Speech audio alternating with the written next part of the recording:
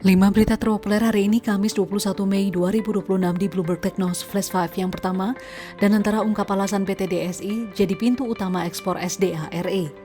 Dan antara resmi membentuk PT Danantara Sumber Daya Indonesia atau DSI sebagai pintu utama ekspor sumber daya alam Indonesia.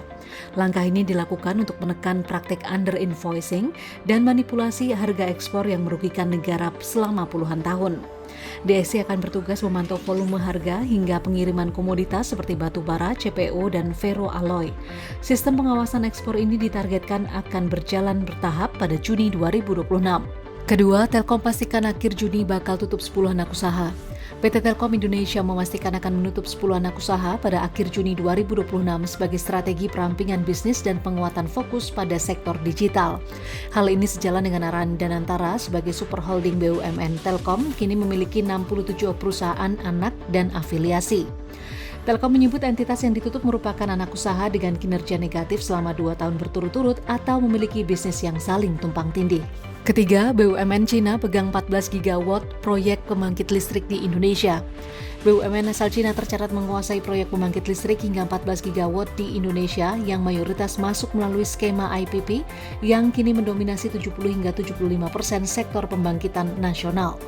Pemerintah menyebut untuk mendukung kebutuhan listrik nasional dalam 10 tahun ke depan, Indonesia membutuhkan investasi kelistrikan mencapai lebih dari 3.000 triliun rupiah termasuk 2.600 triliun rupiah khusus sektor pembangkit listrik.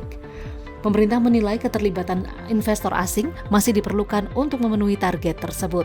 Keempat, Bahlil, ekspor nikel CS akan wajib via Danantara susul batubara.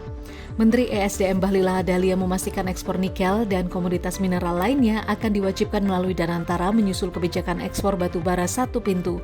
Mulai Juni 2026, eksportir diwajibkan melaporkan seluruh transaksi kepada Danantara sebelum implementasi penuh platform digital ekspor pada Januari 2027.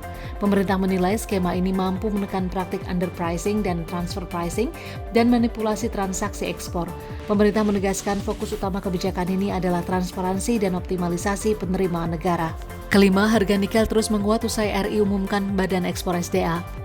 Harga nikel dunia terus menguat setelah pemerintah Indonesia mengumumkan pembentukan Badan Ekspor Sumber Daya Alam di bawah Danantara.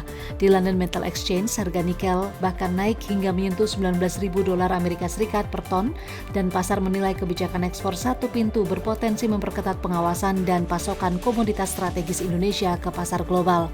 Sentimen tersebut mendorong optimisme investor terhadap prospek harga nikel di tengah posisi Indonesia sebagai produsen nikel terbesar dunia. Itu dia 5 berita terpopuler pilihan Bloomberg Technos hari ini. Ikuti terus update selanjutnya di www.bloombergtechnos.com.